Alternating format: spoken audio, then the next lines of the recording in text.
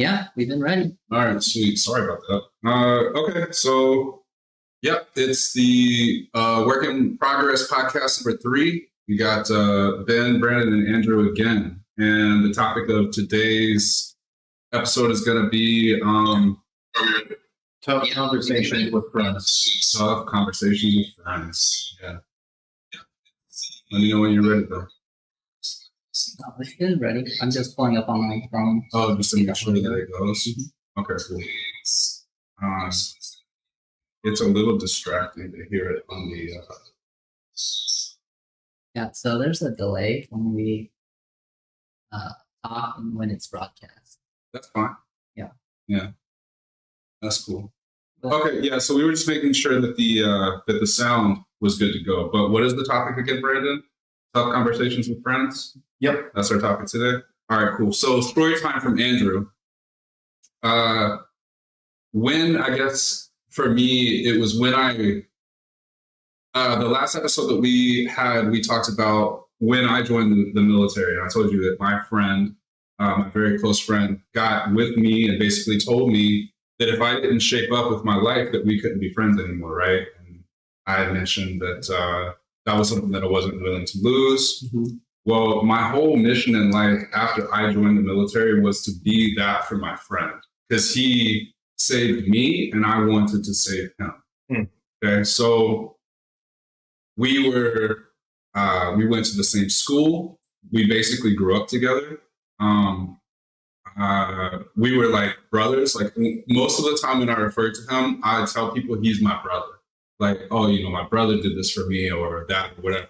Like, I love this man so much, it hurts. And when I was in the military, the whole time that I was in the military, I created opportunities for him to join the military as well so that he could get out of the circumstance. Because the same thing that was true for him was true for me.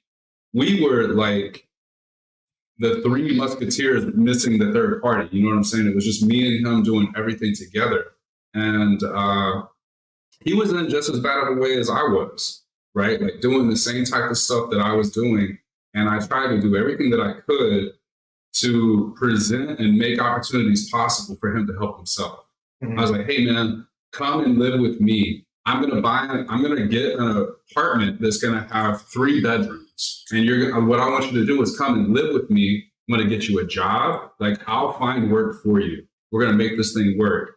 And I'm going to help you study so that you can join the military. Because he had this thing in his mind where he thought that he couldn't pass the ASVAB.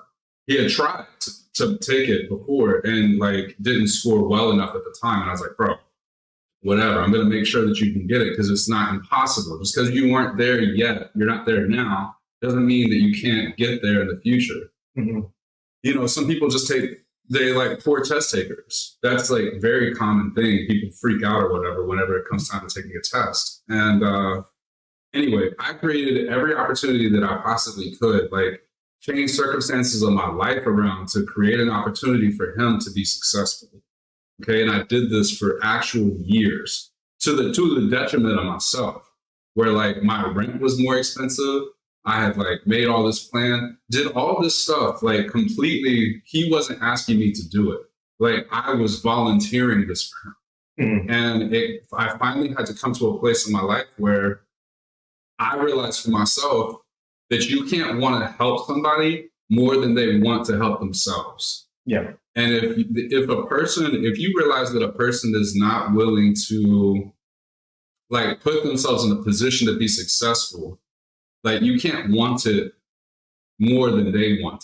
I feel like if you help someone too much, they get used to that and they expect that right to be given to them automatically. Right. And it's a crutch. So that's another thing. There's another circumstance in my life where I know of a person that had always provided. I always I'm going to make sure it was their sister. Mm-hmm. And that person's stance was, it's my responsibility to always take care of my sister. I'm going to always take care of my sister. If she needs something, I'm going to make sure that she gets it. And then as soon as, so I'm going to come back to my initial point in a second, but as soon as she got to a point to where that help stopped happening, the sister was able to figure it out. Like, Okay. as soon as I realized for my friend that I was going to stop like breaking my back to make their life, to do for them what they did for me. As soon as I lost that obligation, my brother, he now he's a security guard. Mhm. Like he figured it out in his own way. But Yeah. he had to literally get to a spot to where it was like, okay, listen, I can't help. I can't make this happen for you anymore. I'm going to stop trying. Mhm. And then like he figured it out. Like his life is like not what it could have been, but like that's his life. And that's kind of the point. But it's at least better than what it was at during the time you were trying to help him. Right. He's in a much better place now than when I was trying to help him. And he wasn't getting any better for those years that I was trying to help him. Because it was like, and it kind of goes back to like what we were talking about, why some people, the people that we left behind in the last episode, the people that we left behind from high school that we were growing up with, they're doing the same shit, in the same situation. That was him. Mhm. But now he's not in the same circumstance. Yeah. Like he grew.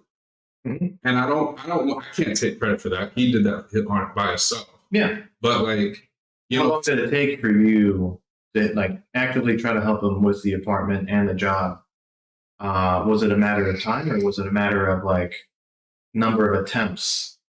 it was a matter of time for me because I tried to help this man every step of my life for years. I would say probably the first 6 or 7 years of my life in the military, I was going back to trying to help him grow. Mhm.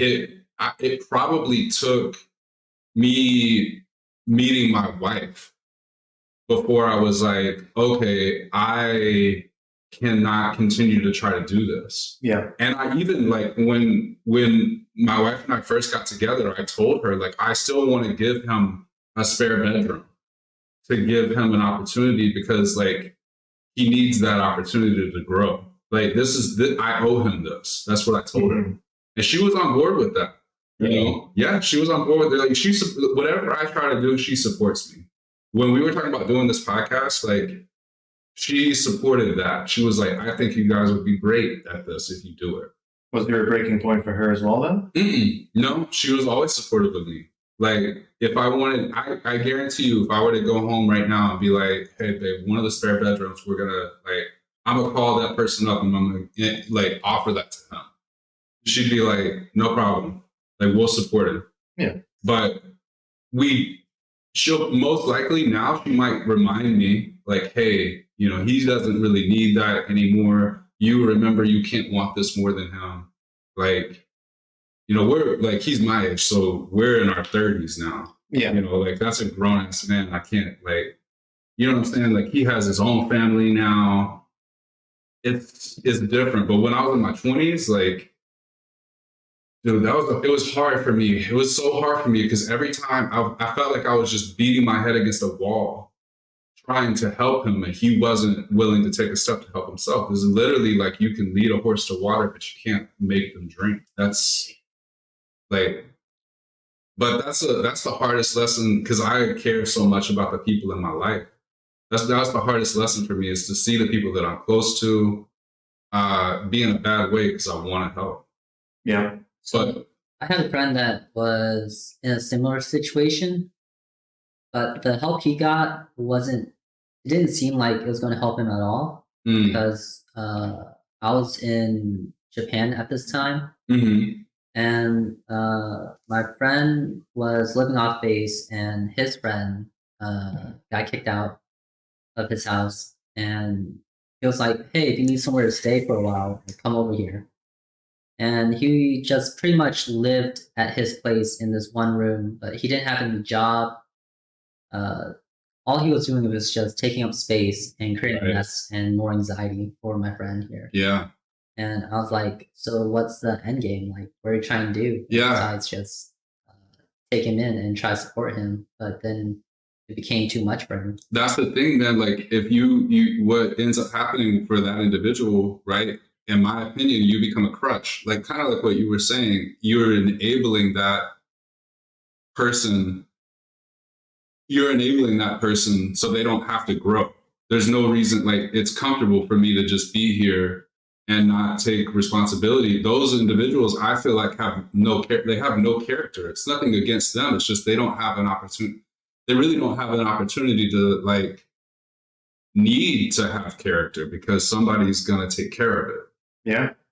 Right now, I'm trying to think about the actual cost that has been that I've kind of had to pay due to my current roommate, who, you know, I wouldn't say that he has a job now, right? Mm-hmm. And in fact, like, you know, he did something cool the other day where it's like, you know, here's $40. I know it's not much, but it's like something to make up for the fact that I haven't been paying. And also, I'm aware that you've already taken care of rent for me. Yes, that's me. I understand it's me like taking the extra step, right? But I mean, the step was there, might as well. And it was essentially just free money from the state because of COVID assistance, Mm-hmm. you know? So I did that basically for him. I did it, you know, as soon as possible. Hopefully I can get it soon enough. But you know, he says I'm like,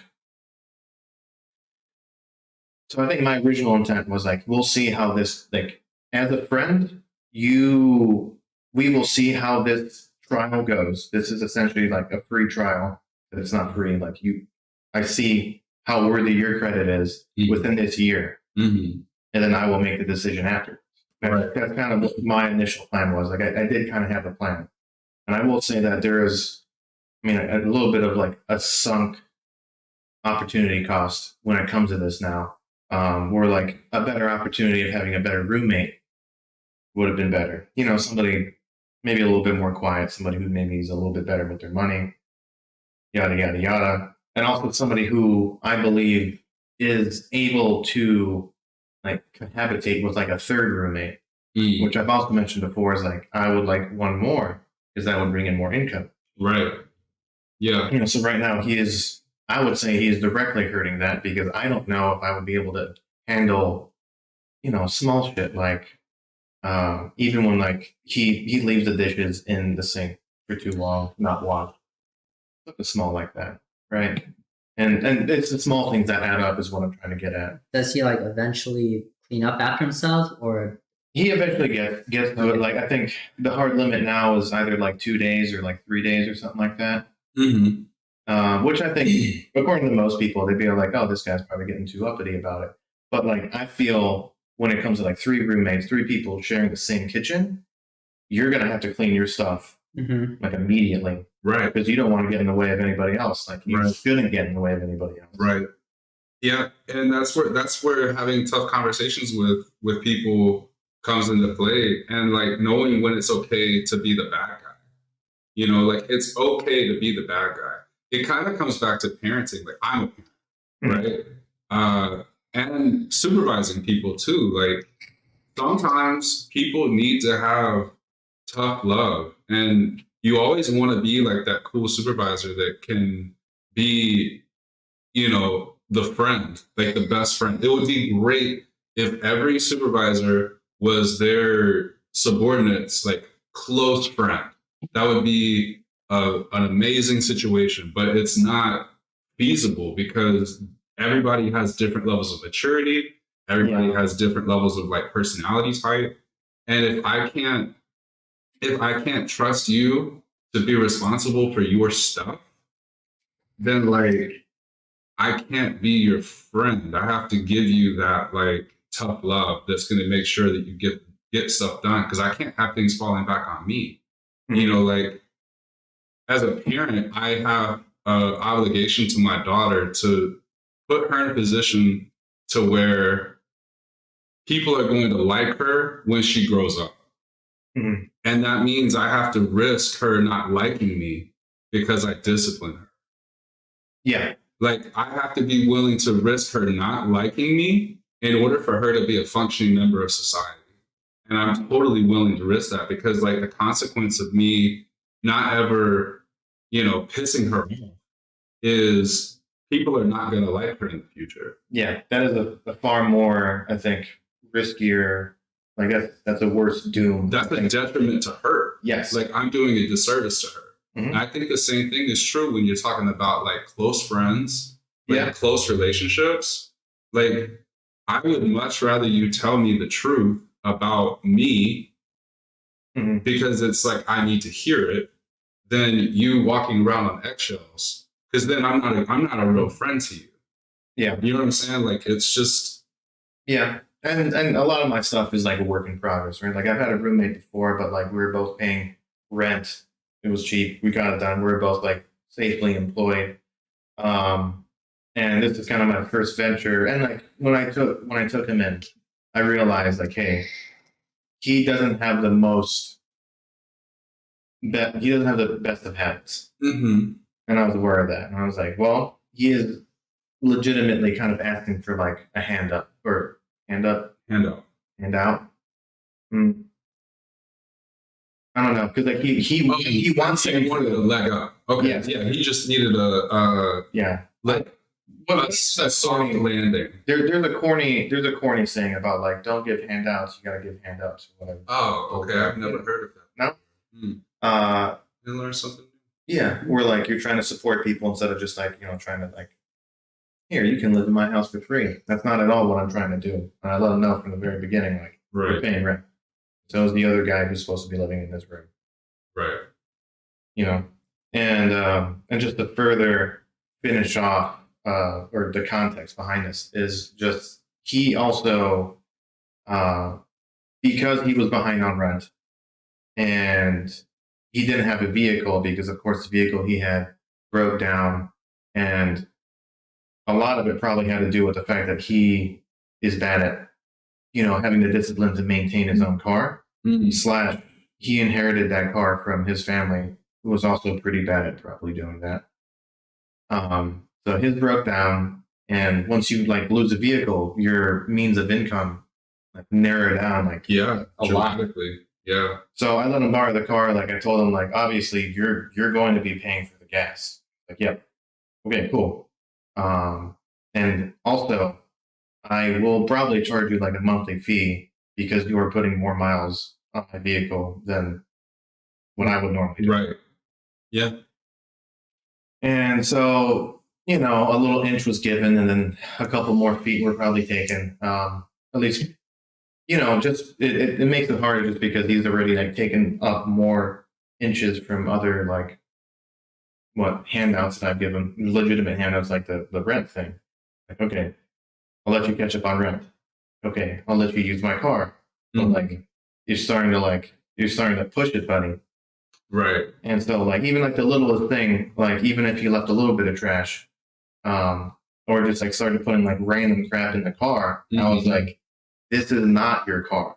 Right. This is not your car. So, Right. why is so much of your crap in my car? Yeah. And, it has a part to do with like how assertive I want to be and how effective I think it is to tell people, I guess, the nice way. Right. Because I think that there is probably a way, there's a nice assertive way of doing it. And I was just like, hey, blah, blah, blah. And I kind of thought about it and I was like, as long as he cleans it up before I start using this car again, I guess it's not a problem. If he spills a fucking like milkshake in there, obviously there's going to be like bigger problems. Like he is going to pay for like a full detail. Yeah. That didn't happen, right? It was only like a couple of weeks. I think he had the car. And I told him like, okay, you have to go find one, find a car to actually go buy. But in today's market, finding a used car is actually kind of hard within a reasonable price. It's hard. Yeah. It is hard. Yeah. So he said, okay, well, I'm going to get a check from my grandmother for $2,000. I can't really find a car. Not to say that he probably wasn't even doing good due diligence trying to find one anyway. A, B, he kind of just said to me after like a week or two and said like, well, what if I just buy your car? And I was like, you know what? You already like put enough miles on it and trying to establish a like payment plan for like renting it out essentially. It's kind of a dick pain. Whatever profit that I get from selling this car, I'm just going to like, obviously it's good. And also it's kind of like payment for having rented or having used my car in the meantime. And of course the thing fucking gets bounced. And there's another thing I think I want to mention is just that because I can't value his judgment anymore, even like just in the slightest of things. And I don't, I think I asked a couple friends like, how do these checks actually work? Because the check was from his grandmother, and I explained before that like, okay, well he endorsed the back, and then underneath your signature there is a way for you to like name somebody else who gets the check. He endorsed the back? I thought you did. So he signed it, and then right below it, there's a print for goes to this guy. And I was like, I never really fucking heard that before. I literally only heard of checks going directly to that person. They cash it, but I don't know. I'm not Would you prefer to have it cashed, like in cash? Like, would you prefer him go to the bank and cash it and then give you the cash? it's gonna be that way now. Have you tried Like, I'm asking gonna him? get checks directly from whoever I need money. Like this is all like a work in progress, right? Like, you still have that check, right? Yes. Have you tried asking him to, cash it in? Well, today's a federal holiday, so we can't quite do that. Right. That's the only problem. Okay, so what do you think then? I mean, I think it'll get resolved in the end. I don't think it's like anything too big. Like, I don't think he'll just leave you out of your money Yeah. like that. Because I was wondering how big of a stink I need to make of it. And like I said before, the free trial is about to run out. Yeah. Free trial of a year. That's what you get for being my friend. Like, he just didn't just give up, right? Like, oh, the check bounced. Oh, well. No, He he didn't do that. Trying to do his due Right. diligence. So he will take care of it. I will get my money in the end. Mm-hmm. I will also get the rent money in the end. And I think that because of this, this probably would be a great time to let him know. Like I said, February's coming up. It will be a year since you've been here. If any of the past year's mistakes happen again, I'm going to have to kick you out. Yeah, I would let him know. Like, I'm not like I'll tell you. We'll talk about that part offline, but I'm just gonna run back 1 second to something that you said before, which again ties into parenting, and maybe structuring it this way will help you see your circumstance a little differently. You said that you would like give him an inch here or there, and he takes a couple feet.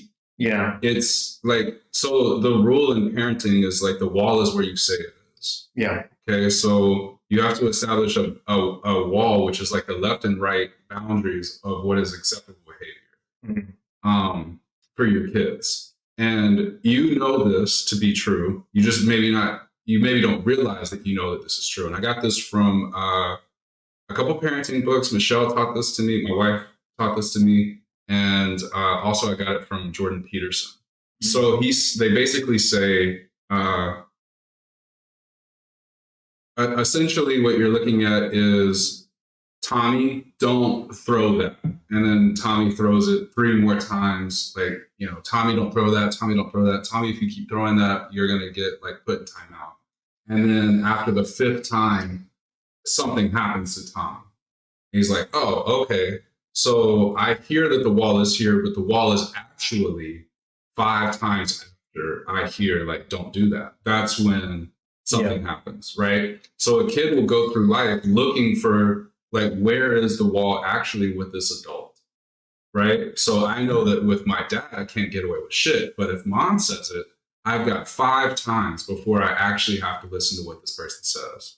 So I don't have to respect mom as much as I have to respect dad, or vice versa, right? Dad can be a pushover. Yeah. That is true with every person, for every person.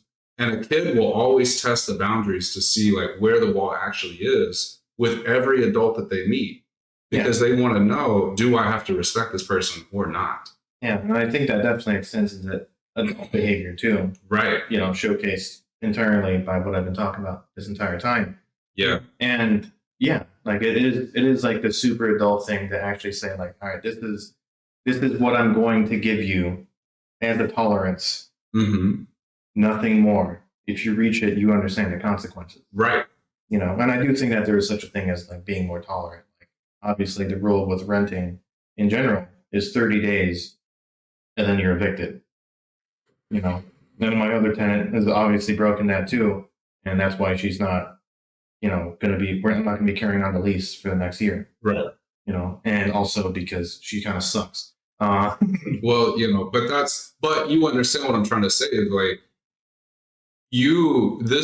some of this behavior, some of what's happening to you is I've allowed. your responsibility. Like you've allowed that to happen to you. Mhm. Like some of the circumstance, the blame does fall on you. And that's not saying that you're a bad person because you were doing this with like the best intentions, right? Mhm. Like this person, oh, you know, the circumstances suck. It's not going to be that big a deal. I'm going to try to help this person out, you know, this, that, or the third. But what ends up happening is as a parent, and you know, like parents that want to like live with their head in the sand, like earmuffs or plug your ears or like find a different channel to follow. You will grow to resent your child if you let them act in a way that makes you not like them. Yeah, Like, and that's a good way of putting it down. You will dislike the asshole that you create, that you allow to exist. Yeah. Yeah. And so when you say like, oh, I'm going to do this, I'm going to do that because it's like the right thing to do. Mhm. I'm trying to be a good person. You will eventually resent the person that you're with because they don't respect you, or their behavior is consistently letting you down. Yeah, and I'm trying to think about what sort of like concessions, if any, I'm willing to accept Mm-hmm. for the next year that he's going to be like living with me. Right.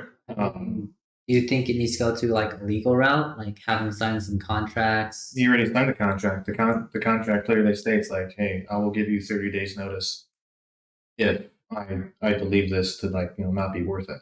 Hmm. I guess that's, you know, paraphrasing the legal document, but that's what it says.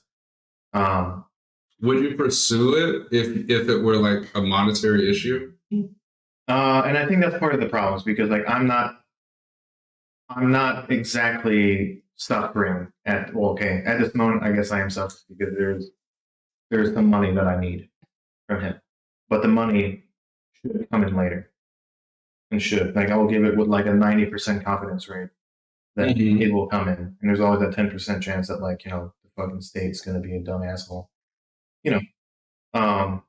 But seems like it's possible. It can be done. But after that, like that was just like a once in a lifetime because COVID's kind of like a once in a lifetime Situation. situation. Just going to care enough to get involved. Yeah. Yeah. So I was like, all right, well that buys you time. Like this legitimately kind of saved you. Bought you time. You know, I think that's something I got to bring up, and I guess to my merit, not exactly his. I told him before, like, hey, just so you know, I cannot trust you with a unit to yourself.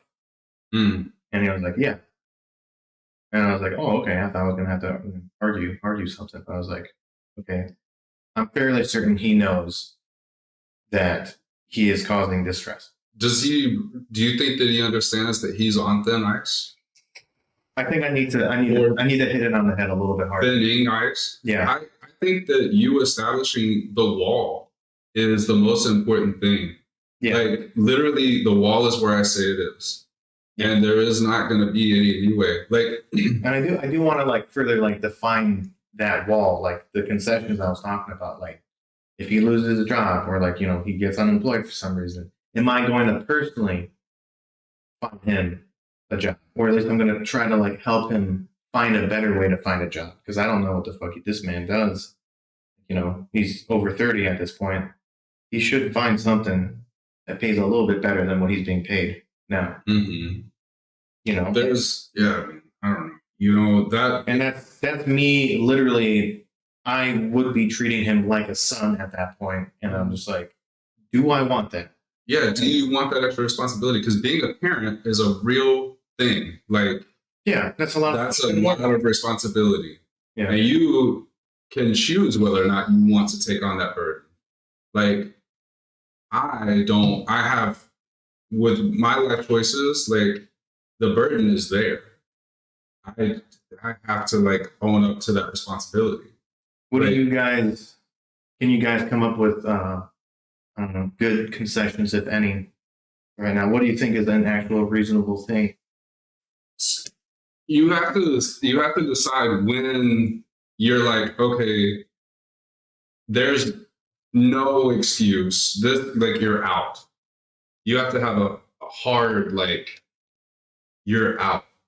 Yeah, I think you can kind of ignore some of the personal things that bugs you about that person, and if you think about it as just like tenant uh, type, then you really can't let that keep on happening. Mm-hmm. Take the emotion out of it, you know?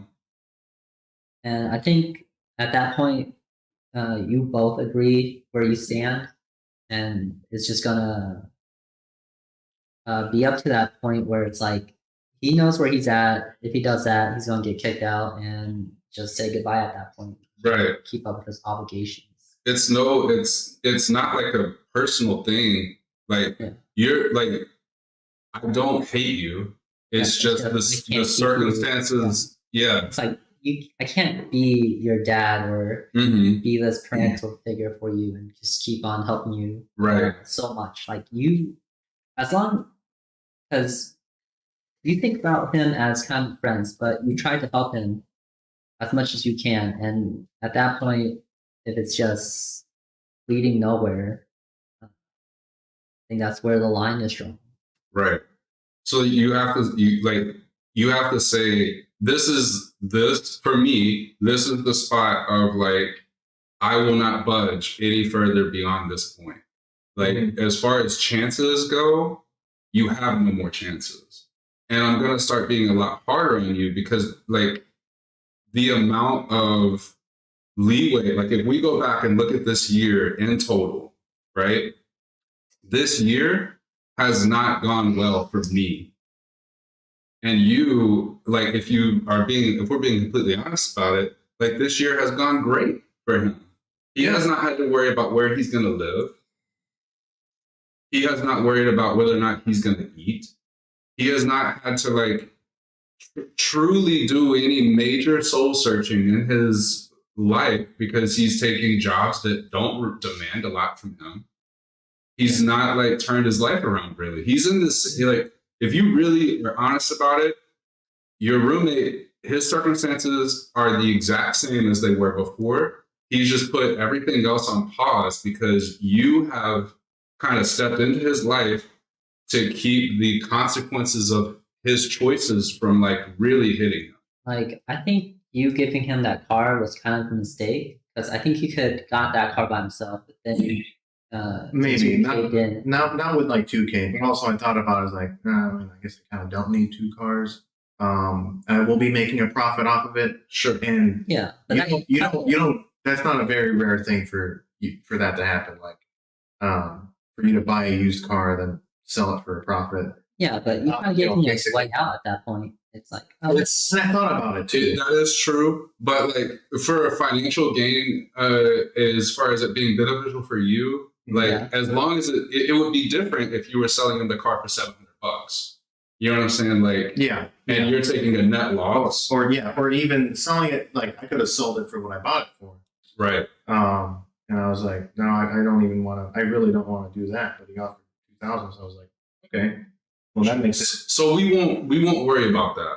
But you're not wrong in saying that. Like, you are consistently, like, when you look at the transactional part of the relationship, you have consistently had to come out of pocket Yeah, for the relationship to be status quo.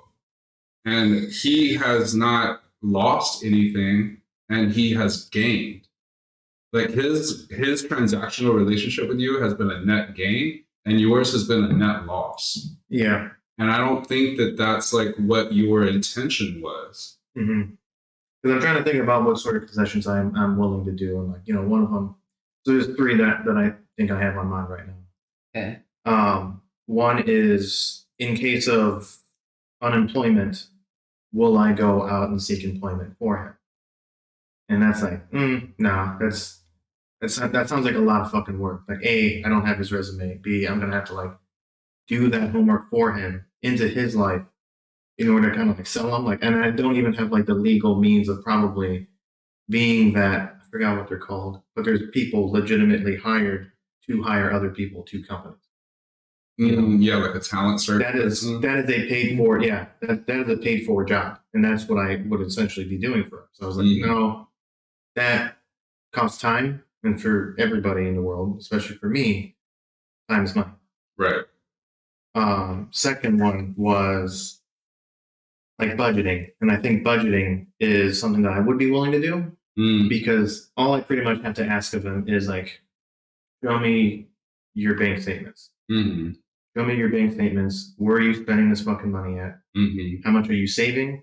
And like, how much do you have in emergency backup? Because I swear to God, if you're not saving up anything, you're a damn idiot. Like, Yeah, it's just like going out, spending all this money, and then he has like all this money that he still owes you, and it just shows, like, he doesn't really care that much. So yeah. if he's or at least he doesn't have the wherewithal to actually like to put in the work to not. If he's not willing to do that with you, is that a deal breaker? The budget thing? Yeah. Yes. Okay. If he's all right, what's the third thing? Because I want to give you my opinion on these things if I can before I get out of here. Because we're gonna have to call it quits because it's time for me to leave. Yeah. Third thing was in case of car breaking down, I was thinking that I would try fixing it because this man, and this is another thing I want to bring up, is that he kind of breaks down into, I don't know, stress mode paralysis whenever something like that happens. The last time his vehicle broke down, he was just kind of like panicking for an entire day and didn't get anything done. He didn't even eat. And I was like, oh, man. And then like, it was made even worse for the fact that as I was fixing on the car, he was saying like, man, this car is so messed up, it's so banged up, I don't even know if this is even salvageable. And I was like, you haven't seen how broke shit can be. A. B, like, get the fuck out of here with that talk. Like, I'm in the middle of trying to help you, and you're speaking really negative right now, and I really don't even want to do this because I have like several other things with the house that I want to take care of, and I'm making time for this right now. And so, and same thing with that, with the whole unemployment kind of search thing. Being a mechanic obviously is a paying job. And I don't think that's something that I'm willing. At first when I sold him, because I was reasoning like, okay, well, if he's borrowing the car for a job, I'm gonna have to fix my car anyway. And then I also thought like, well, if he buys my car, A, I don't have to pay insurance anymore, and B, I will have money to probably fix it, or at least the time. And the deal I would tell him is like, get the fuck out of here as I fix on this, and that's it. But at this point, I'm just like, no, find a way to fix it yourself. I will try to calm you down as much as possible, and then I'll like hire somebody else to like take care of it because I'm not gonna put in the time. Hire someone else? Okay, no, he will hire it. Okay. Yeah. All right. So you're done with your 3 concessions? Yeah. I wanted to give you my opinion on them, and then we're gonna call it a wrap for today. I would say, no, you don't go and find some jobs. You become the bright idea fairy, and you root for him, right? Because like at this point, the ball is in his court to make it happen, right? Like you are literally in shit or get off the pot mode.